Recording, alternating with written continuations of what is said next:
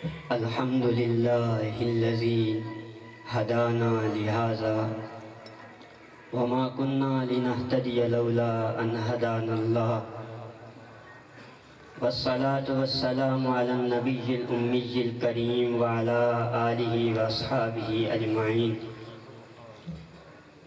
أما بعد فأعوذ بالله من الشيطان الرجيم. بسم الله الرحمن الرحيم. وَلَسَوْفَ يُعْطِيكَ رَبُّكَ فَتَرْضَى.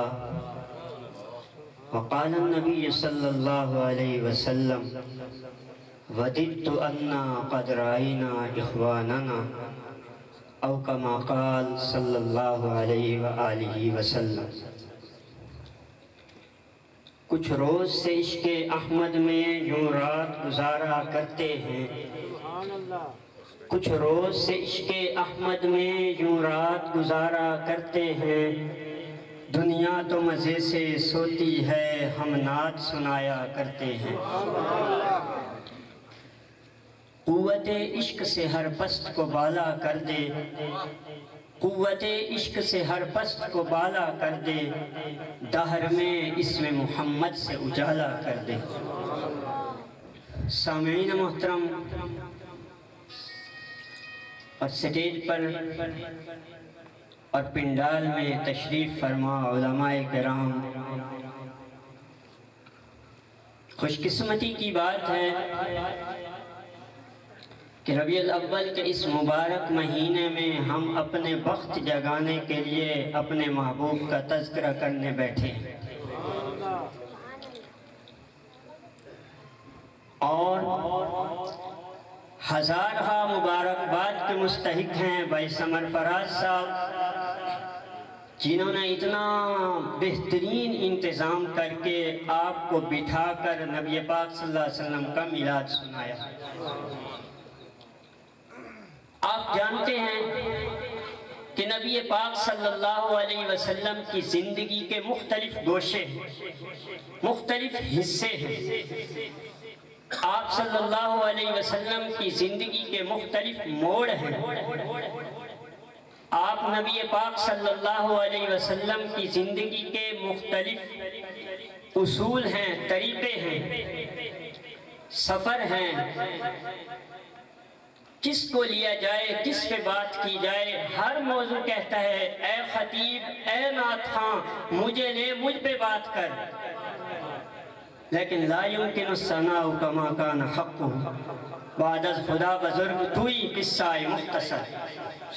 کوئی بیان کر ہی نہیں سکتا، لیکن حصہ ہر کوئی ڈالتا ہے.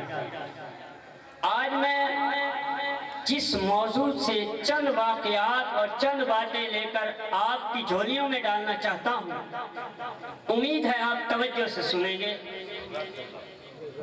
میں صرف اتنا بتانا چاہتا ہوں کہ نبی مکرم شفیع معظم صلی اللہ علیہ وسلم کو اپنی امت سے کتنی محبت تھی. سنو گے؟ بلند آواز سے کہو سبحان اللہ.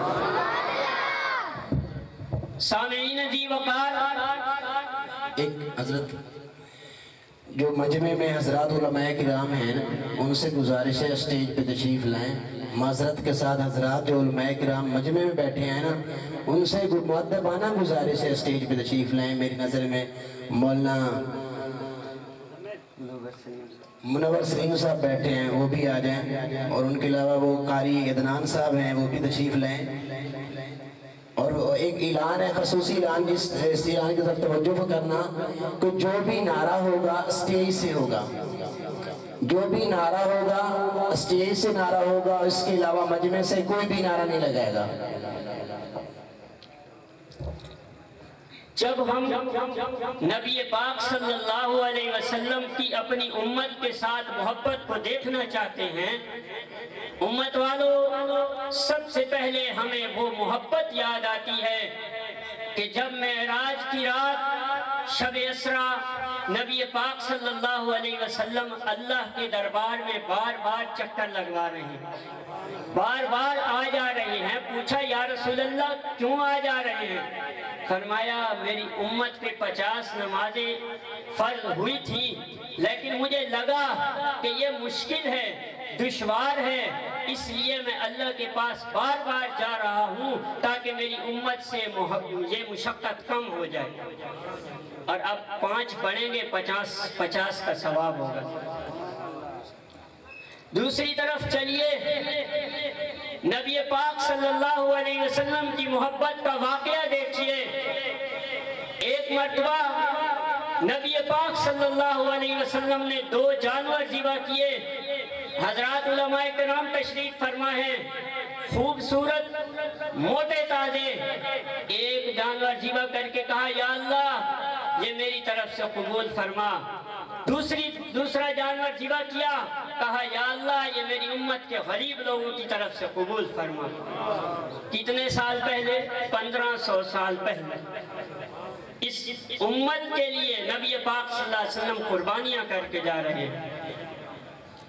ذرا آگے چلیے، وہ واقعہ بھی بہت دلچسپ دل نواز ہے کہ جب نبی پاک صلی اللہ علیہ وسلم جنت البقیع میں تشریف لے گئے، وہاں فاتحہ خوانی کے بعد آپ نے ایک جملہ فرمایا، وَجِدْتُ أَنَّا قَدْ رَأَيْنَا إِخْوَانَنَا، میرا جی چاہتا ہے کہ میں اپنے بھائیوں سے ملوں۔ کس سے؟ بھائیوں سے۔ صحابہ نے عرض کیا یا رسول اللہ ہم آپ کی خدمت میں ہر وقت ہیں، آپ کے ساتھ ہیں، ہم آپ کے صحابہ ہیں، آپ کی خدمت میں ہیں۔ فرمایا تم میرے صحابہ ہو، میرے بھائی وہ ہیں جو میرے بعد آئیں گے اور میرے اوپر ایمان لائیں گے۔ کتنی محبت، کاش میں اپنے بھائیوں سے ملتا۔ اور ایک بار نبی پاک صلی اللہ علیہ وسلم نے دجال کا تذکرہ کیا، وہ آئے گا، اس کی اتنی طاقت ہوگی، ایسے لوگوں کو گمراہ کرے گا۔ پھر امت کا درد دل میں آیا، امت کی محبت دل میں آئی، کہا میری امت، میرا جی چاہتا ہے کہ اگر دجال میری زندگی میں آ جائے تو میں خود اس سے لڑوں گا ساری امت کی طرف سے، اور اگر میرے بعد آ جائے تو میری امت تم خود خیال کرنا۔ ذرا آگے چلیے، صراط، پل صراط، اتنا مشکل رستہ آپ صلی اللہ علیہ وسلم نے تذکرہ فرمایا اور فرمایا کہ سب سے پہلے پل صراط پر میں اپنی امت کو لے کر گزروں گا۔ کیوں؟ تاکہ میری امت دوسری امتوں کا حال دیکھ کر پریشان نہ ہو۔ ہر نبی سامنے کھڑا ہوگا، اللہم سلم سلم کی صدائیں لگائے گا، یا اللہ میری امت کو بچا لے۔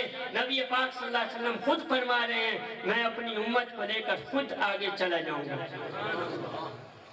اور ایک واقعہ مجھے یاد آیا، اللہ کے نبی صلی اللہ علیہ وسلم نے ایک مرتبہ تلاوت کی، 2 آیتیں تلاوت کی۔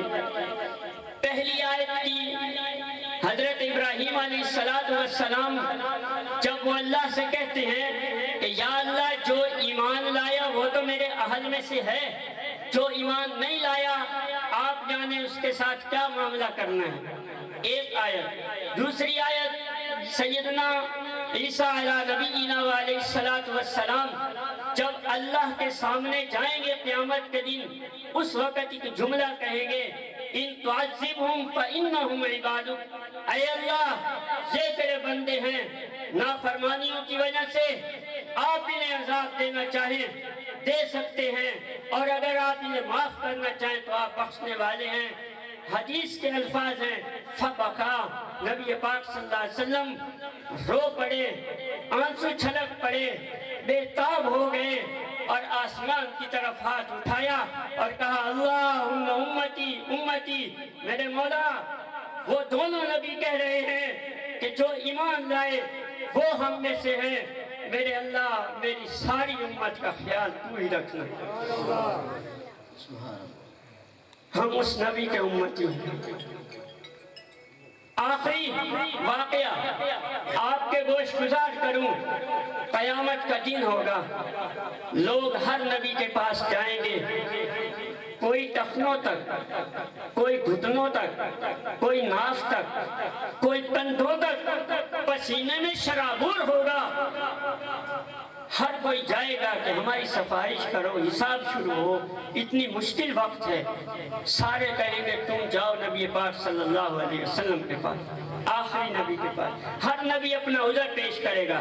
یہاں ایک نکتہ علماء، اس وقت نبی پاک صلی اللہ علیہ وسلم بھی فرما سکتے ہیں کہ مجھے عبس وتولی والا واقعہ یاد ہے، اس وقت فرما سکتے ہیں وَلَا تَقُولَنَّ لِشَيْءٍ إِنِّي فَاعِلٌ ذَلِكَ غَدًا والا واقعہ مجھے یاد ہے، میں اللہ کے سامنے نہیں جاتا۔ لیکن نبی پاک صلی اللہ علیہ وسلم امت کو بےتاب دیکھ کر اپنی بات نہیں کریں گے، اللہ تعالیٰ کے پاس جائیں گے، عرش کے سامنے سجدہ کریں گے۔ اتنا لمبا سجدہ کہ نبی پاک صلی اللہ علیہ وسلم کی اتنے لمبے سجدے کی وجہ سے اللہ کا جلال جمال میں بدل جائے گا اور پوچھے گا ارفع راسک یا محمد سل توتا اشفع تشفع، سر تو اٹھائیے، جو مانگو گے آپ کو دیا جائے گا۔ سبحان اللہ۔ اس وقت کیا مانگا؟ ایک ہی مانگا، میرے مولا میری امت کا حساب شروع کر۔ تو میرے بھائیوں، ہم اس نبی کے امتی ہیں۔ اب نبی پاک صلی اللہ علیہ وسلم ہمارے درمیان نہیں ہے، تین کام کر لو، انشاءاللہ ہم کل قیامت کے دن نبی پاک صلی اللہ علیہ وسلم کے ساتھ ہوں گے۔ مختصر، پہلی بات یوٹیوب، فیس بک اور ہر قسم کے میڈیا کو ٹائم دو، لیکن صرف 5 منٹ اپنی زندگی میں کم از کم اپنے نبی کے لیے نکال کر درود پاک پڑھا کرو۔ پڑھو گے انشاءاللہ۔ ایک دوسری بات، دل میں ایک قرآن رکھو، دل میں ایک درد رکھو، ایک تمنا رکھو کہ ایک وقت آئے گا نبی پاک صلی اللہ علیہ وسلم ہمیں اپنے روزے پہ بلوائیں گے، ہم اپنا سارا حال دل جا کر اپنے نبی سے بیان کریں گے۔ 2 باتیں۔ تیسری بات، اس وقت کے علماء کا ساتھ دو، انشاءاللہ قیامت کے دن شفاعت نصیب ہوگی۔ وما علینا الا البلاغ۔